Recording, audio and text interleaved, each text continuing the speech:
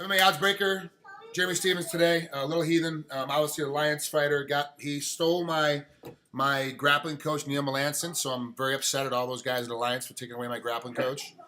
Yeah, UFC man. December 12th. Genius. Genius, is that what you said? Yeah. We love Neil, man. We're glad he came out here, man. I've called Sorry him. to steal him from him, but he's an animal, man. We love him here. I've called him a lot of things. Genius is not one of them. Usually, prick, bastard, get off me. I call him a lot of get off me. I call him a lot of why are you doing that to me again? Like I call him a lot of that, but never genius. Yeah. So you got. I was just messing with my kids. For everyone that knows that watches these interviews, I usually start the interview talking to you a little bit before we actually start recording. My kids are running around making noise. I'm actually late getting on with Jeremy because I was downstairs playing WWE, not the video game. I was actually getting stomped on. I had to play Brock Lesnar, and my sons both were playing John Cena, so I was losing. Is how that was working out. And then you have kids too. You have a 5-year-old and a 3-year-old too, right? Daughters? Yep, I have 2 daughters. Yep. They're just as rowdy. I got my oldest. She just started jiu-jitsu, and then I have my 3-year-old, and she's just ornery as could be. How old did she just start jiu-jitsu at 5 years old? Is that when you started her? Yep, just started her. And is she at Team Alliance taking classes? Is that where she's at? Yeah, she does there, and then she goes to the Gracie Eastlake where my gi coach is, and she trains gi right now. Okay. I just want to get her the basics. I really feel that's important for all kids. I think it should be mandatory, to be honest. Just, I don't care if they take it further or they ever compete, but I really feel like people should really know how to defend themselves, especially against bullies or any type of real-life scenario. I think it's very important to at least know a little bit of tactical stuff, being in tight situations with, with how the world really is, I just started both my kids in karate taekwondo hybrid. It's more of a taekwondo school, but for the kids, they use more of a karate-based education system, and it's really, understanding what stuff is for, how to say no to strangers, how to break away from a stranger grabbing your wrist, kicking and punching, Right. even as a kid and turning around and running away. After a couple months, I don't want to inundate them with too much too quickly. After a couple months, maybe 3-4 months, then all of a sudden I'm going to put them also into gi jiu-jitsu, like probably over at Drysdale's, if not over Extreme Couture here in Vegas, just because of like you said, they got to understand real world decision making processes. It's boys. I'm dealing with boys. You're dealing with girls. Do you think it'd be different for you? Would your mentality be different if you were thinking about your sons as opposed to your daughters? I think it's the same thing. I mean, say if I did have a son, what if he had like a disability perhaps, or maybe he just looks scrawny and maybe some bigger kid tried to pick on him. I mean, I was picked on in high school and middle school and stuff like that, but I knew how to defend myself. So I really think it's important. With girls, I think it's a little bit different. I really feel like guys can prey on them because they think maybe they're weaker, or maybe they're pretty and they don't think they know how to defend themselves. So I think it's maybe just a little bit more important for girls, but guys, I feel the same way. I think there's a lot of bullying going on. We have a guy here, Danny Martinez, who fights at 125, who runs a program for saying no to bullying and this and that. And it happens at a young age. Maybe it's nothing against the kid, but maybe things at home ain't going right with that kid, and they're bringing some of that focus or that maybe anger or whatever it is to the school, and maybe they're trying to pick on somebody else. So I really feel it's like important for all levels, psychology and on a defensive level. I think that's real important. Well, plus too, all the studies have been done. When you're talking about girls, girls are active in athletics. Tend to be at less risk for sexual diseases, less risk for pregnancies, less risk for crime, getting into crime and doing bad things because they're so busy and focused on being in that sport that they're in that they can't think about it. And if you go back and take it even further, most girls that do sports start sports at like 6, 7, 8 years old, like you are doing with your girls, that they're in sports their entire lives. That's just the process, And you want to put it on, hey, it's the parents. The parents got to put you out there and force you to go to these things. But it's really being... When you think about it in a basis level, if you got to take your daughter to gi class and it's a 30-minute drive from the house, she's got to be packed, she's got to be prepared, she's got to be fed, homework's got to be done, you got to be in the car on time, and you got to drive and get there on time to get her into class on time. So you're always present with your girls. And it really comes down to, if you notice kids that do better in school, it's because their parents are more present. Whether they're single parent homes or divorce homes where they're splitting time between both sides, but if the parents spend more time with their kids, they tend to be better. And if you look at those kids that are bullying the kids, they're usually single parent homes, and the mom or their dad has got to work 3 jobs to make ends meet, and as a result, they're kind of being raised by the TV or being raised by the neighborhood, and so that's what happens. It's that kind of mindset. So that's a really good statistic. That's good to know. I'm always trying to be there for my kids. I actually don't force them to go to the gym. I don't do anything. Sometimes I actually keep them from the gym so they kind of get that urge and like, Dad, can I go? And I'll be like, no, not this time. So then like they really do want to go, and that's kind of what I did. And it was my daughter that really wanted to start and do it, because I was taking her to my Thai pad session and this and that. She was seeing younger girls get involved in the sport, some of the kids playing with them. So she always had that urge and has that urge to want to go to the gym and want to get involved. So I kind of kept them from it to where they kind of really wanted to put themselves in that situation. So I think that's really good. And I think just being there, because, I had a rough childhood upbringing. So, my parents weren't always there. I was getting raised by my grandparents. So for me to be involved in their lives is really important. I think that's really key, because I remember back when I was feeling some of those left alone memories or things that I was feeling at a young age, it feels like that I'm actually filling that gap by being there for my kids. I don't try to give them too much or I try to feed them all the time, but I just give them enough to where they know and they want to learn on themselves and make themselves better. Yeah, they'll make up their mind at 12 years old. All of a sudden, they're like, no, Dad got this. It's time for practice. And they'll start making up their own mind, and they'll accelerate, or they'll be in chess club. And they'll be the toughest chess player you've ever met. And that's just how it goes. And all of a sudden become the toughest lawyer and the toughest doctor you've ever met. That's just how it goes. It's a work ethic. It's a foundation, I think. I think it's the principles of the foundation that lays that out in all aspects of the game. So I think that's really important. I've been talking to some other camps actually about that, about work ethic and about the system. And really, our sport now is really, to the person on the outside looking in, it looks like it's a huge, easy thing to jump into. Like, they're going to jump in, and my son Lavin, it's daddy time, so he wants to jump in. It's been, it's one of those deals where they feel like they can be the champ. Can you say that to Jeremy? Hi. They feel like they can jump in right away. Like, in 6 months, I'm going to be the UFC champ. And in a year from now, I'm going to beat everybody's butt. And, like, it's kind of, TV has kind of made our sport a little bit worse from the people that are coming in. They believe without the hard work and the dedication and work ethic, they can actually jump in and beat champs. Have you noticed that quite a bit too, coming into your academies and watching people train around you?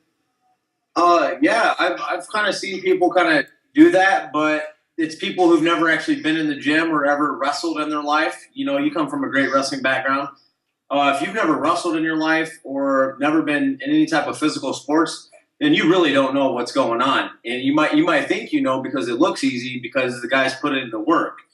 And, they come in, they see, and then some people, after they doing it or coming in, they're like, man, I really did not know. And that's maybe from people who've never wrestled in their life, never been involved in like a serious sport. But it takes a lot of practice and a lot of hard work and focus, and so much goes into it that a lot of people don't know, because it's behind the scenes stuff that you really got to do. When no one's watching and you're doing the right thing, it's something that no one really looks and sees and is not there. They just see the fighting, the glory, the rewards, and the big checks and, this and that. And it just becomes almost like a make-believe story for them.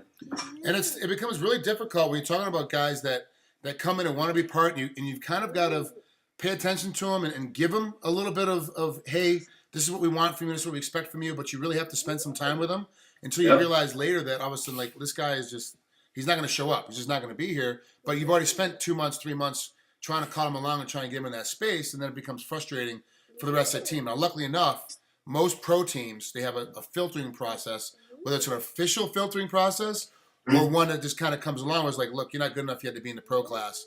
Or if the guy believes that they are good enough to be in the pro class, they're there one time. And not saying they get greenlit, but they get beat up pretty bad. Like, oh yeah, I can't maintain this paddle, maintain this heat. But exactly. And that's funny that you say that, because Coach Neal will call some guys out like, hey, what are you doing here? And the guy's like, well, and then he's like, well, did you ask Coach, or are you allowed to be in here? And some guys get kicked off the mat, and then some guys actually stay. And some guys, you know, they tend to come in and then like you don't see them again, Yeah. which is fine because we don't want those people there. You know, some guys I'd rather see come in. Maybe they're just getting mopped up, but they keep coming back, keep coming back. That's what makes those people great, and that's really what sets the foundation. Then later on, they become one of your good training partners within a couple of years. And those people normally tend to learn a little bit faster because they're maybe that far behind. And they want to put the work in. And those are the guys that you're willing to have, because I'd much rather have a guy that has a humongous amount of work ethic, as you know, as a coach, from a coaching standpoint, a huge amount of work ethic than a guy that's super talented. Because it seems like a lot of guys are super talented. They tend not to want to work hard, and it just frustrates you because you can get so much more out of them, but they're not giving because, oh, you showed me this move one time. I've hit it 5 times in a match, and I've used it every time perfectly, and it's worked. So why do I need to train harder? With the guys that keep getting mopped up, keep coming back, they just are hungry. They're thirsty. They just want to win. They're super competitive. Yeah, that's a very good point. I always look at it like sharp pencils. You know, maybe there's one really sharp one, but some of the ones that are working tend to dull out. And it's always easy to look sharp when you ain't putting in the work. So, you know, it's those ones that are dulled out that are putting in the work, putting in the grind, and that will have those peak performances and pull through on the big occasion.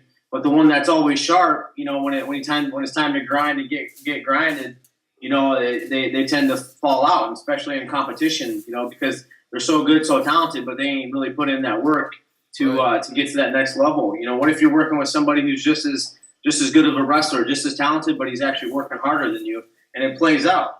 Yeah, especially really fighting, you can't lie in fighting. You know, the truth happens. If you don't like to get hit, you get hit. It's going to show. You know, if you didn't work on your conditioning, it's going to show. So you can't fake the fight. Let's talk about your fight. Charles Oliveira coming up here on December 12th, Hard Rock Casino in Las Vegas. Great spot. I can't wait for this fight to happen. How do you see this fight going down? You tell me from your analysis how you think this fight's going to break out. I think I'm going to shut him down in all areas. I think I'm a stronger, more faster, physical person. I think I have the experience on the kid. You know, he's a tough young competitor, but I think I'm just too powerful of a striker. I think I'm too strong, and I have a good team, and I train hard. I really train hard. I'm focused, especially after my last fight being so close. I've really had a good long break to reassess where I needed to be. I've made the adjustments. And I'm excited, man. Palms is one of my favorite places to fight. I have some family coming. I don't want to get too overconfident, which I'm not, but I'm very confident in my preparation. I've been working really hard, and I'm ready to go in there and finish the kid. Yeah, how was it battle with Cut Swanson? That was your last fight. I mean, it was a great fight and close competitive. Obviously, you know, Cub won. He wins a decision. Coming out of that fight now, you're looking at like it's Cub and Edgar, you know, in the main event coming up here this week.